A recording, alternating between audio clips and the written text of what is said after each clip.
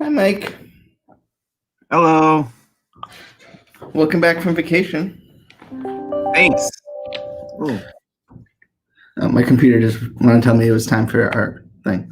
Um, so, uh, Star Wars, right? I was thinking about something today. I listened to your episode of Who's the Boss, and we always talk about how, like, well, it's kind of a slow period in Star Wars compared to, what we had.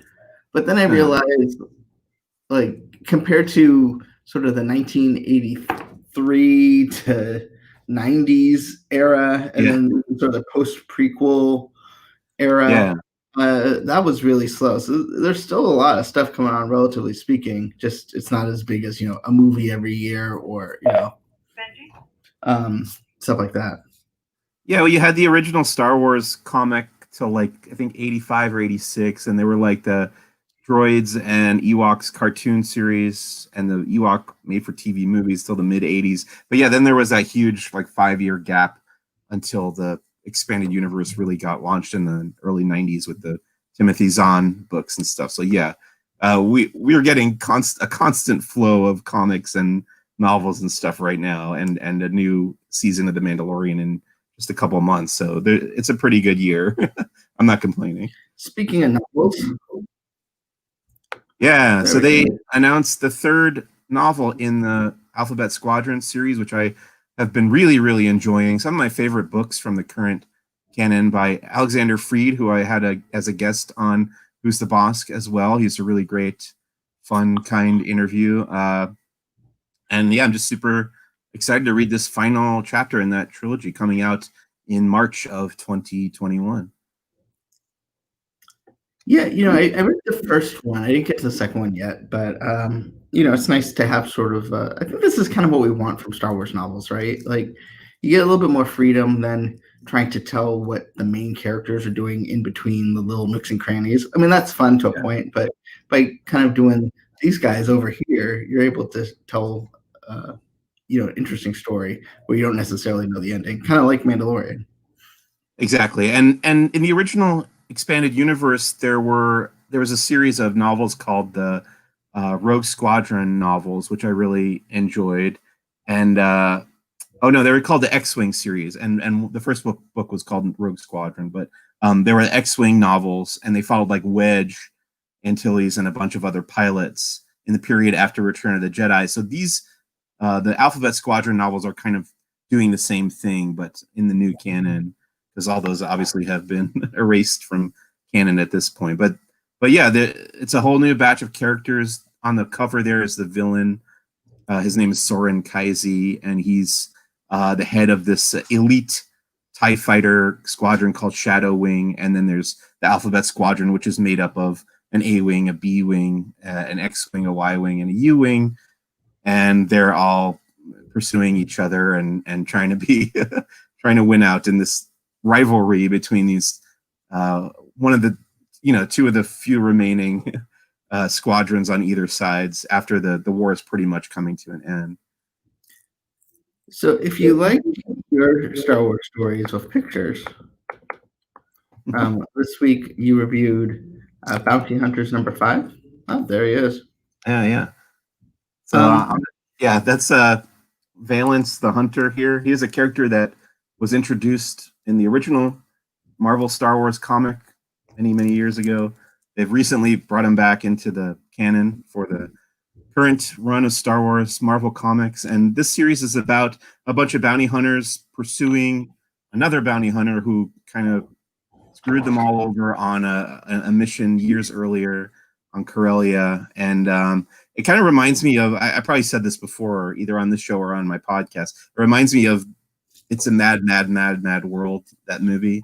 It's like a bunch of people like all pursuing one thing. And this is just a continuation of that story. It's pretty good. I'm not totally in love with this series, but it's fun enough, I think. so, I mean, I'm not reading the comic book, but am I weird to get some T1000 vibes off of this cover, or?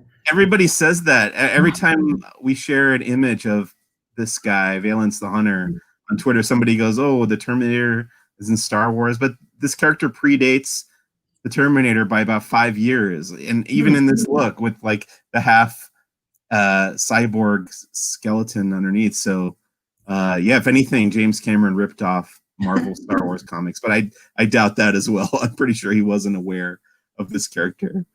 But yeah, this was first for sure. So we also have got some reveals for some new merchandise, including one of your favorite brands.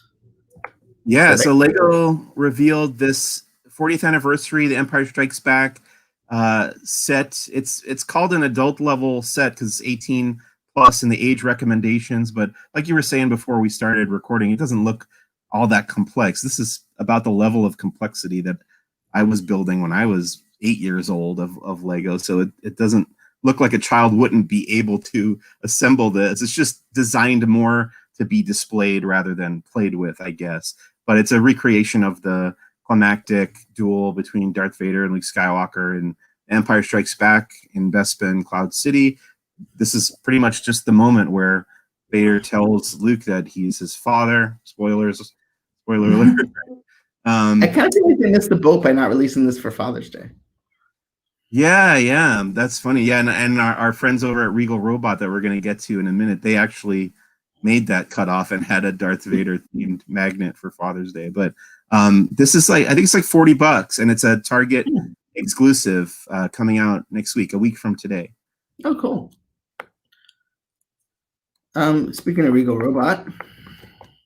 Yeah, so this is the Jabba the Hut maquette collection replica, and it's from Tom Spina, who's another guest on Who's the Boss previously. Really fascinating, interesting guy, and he makes all these prop replicas and themed decor, themed furniture and stuff, and they do a lot of Star Wars. And this is a replica of the Phil Tippett sculpted Jabba the Hut concept maquette.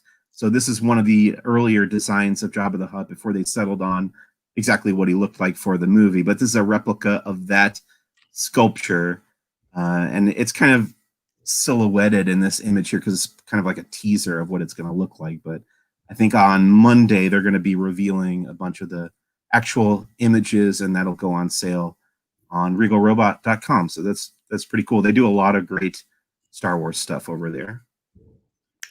So I know it's sort of a bittersweet week for all the Star Wars community, including you and me, because we would be about now getting ready to go to Star Wars Celebration Anaheim, which obviously has been postponed 2 years.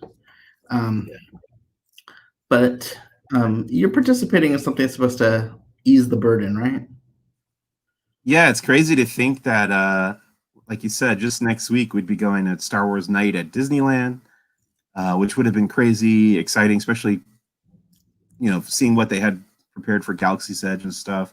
And then, 4 or 5 days of celebration, which I always really enjoy. But in lieu of that, because every major event like that has been canceled this year, some enterprising fans have stepped up and put together a fan-run virtual Star Wars convention called Force Fest.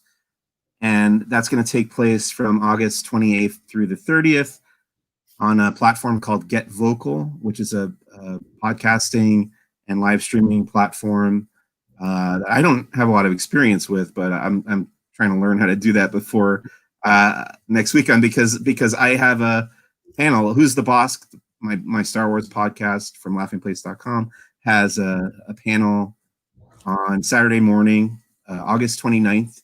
And I have a cool, fun guest, a creature performer and puppeteer from the Disney era Star Wars movies. His name is D. Tales. He's a British performer. He's going to be calling in live from the UK, which is pretty cool. And they've got a whole bunch of other fun stuff planned. In fact, I'm going to have Richard and Sarah Woloski from Skywalking Through Neverland on Who's the Boss this week, coming up. Should probably go up Tuesday morning, I think, a little bit early this coming week. Next week, because this week you had George Mann, right? Yeah.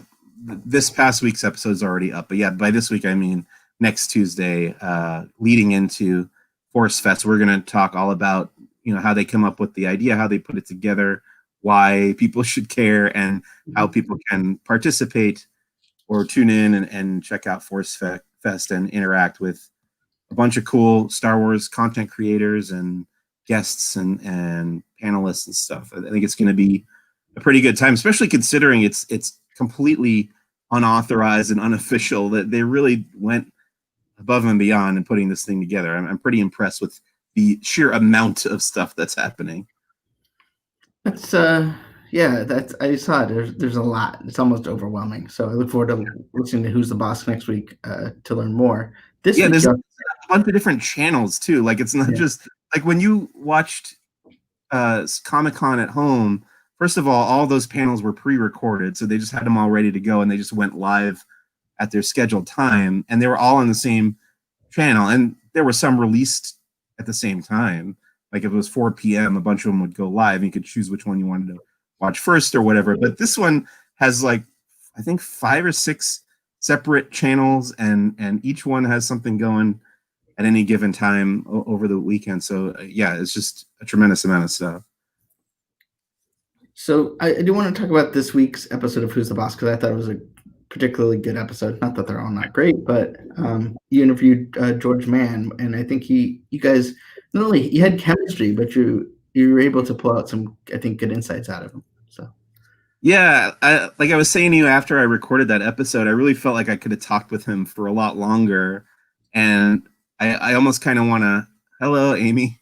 I almost kind of want to approach him next time if I see him at a convention or something, and see if he'll chat with me again, because like I said, we were kind of on the same wavelength about a lot of things, and there were a couple of moments that I really appreciated in reading Star Wars Dark Legends, his short story collection, that he seemed to have the same goals, or the wavelength that I was picking up is exactly what he was putting out. So yeah, I recommend that book, and the predecessor was called Myths and Fables, Star Wars Myths and Fables. Both really fun, kind of like outside the box, weird Star Wars short story collections, which I really appreciated. Well, cool. So you got him this week. You got the Force Fest folks. Oh, that was fun. Force Fest folks. Next week, and you'll be at Force Festers. You got a lot going on for a pandemic. That's true. Yeah, I think. Well, I've been saying this for a while, but in lieu of being able to go outside and go to all these events, people have almost kind of overcompensated with the amount of stuff that is happening virtually. It's been pretty much nonstop since the spring, so it's definitely kept me occupied, and I think I planned my vacation for exactly the right weekend, because it was kind of like in the eye of the storm between all this stuff. I think you did too, because once you got Force Fest, then we're gonna get ready for the Mandalorian, and then there's a whole bunch of stuff coming. So and this weekend I'm going to be reading the new Thrawn novel, which I'm really excited for. I've kind of been saving it, and I've got the audiobook and the digital copy of the book. I'll probably read along with the audiobook, so I'm pretty excited for that. Cool. So you'll also be back, not for Star Wars, but tonight, 7:30 for the Disney Movie Club, where you guys are doing Ant-Man and the Wasp, I believe. And then if you I just rewatched it last night. And I'm sorry, go ahead. Oh yeah, just saying that I rewatched Ant-Man and the Wasp. You still there, Benji? I'm here. Can you hear me? Okay. Sorry. Yeah. I'm ready for the movie club tonight, 7:30. And then tomorrow you'll be live from Knott's Berry Farm at 1. So there's a whole lot of Mike on YouTube. Exciting. I get to leave the house. Woohoo! Well, thanks so much, Mike, for chatting. We'll be back next week, and we'll, amongst, I'm sure, many other things, but we'll also get a chance to talk about the new Thrawn book. So excited for that. Absolutely. Yeah. Super excited for that. Bye, everybody.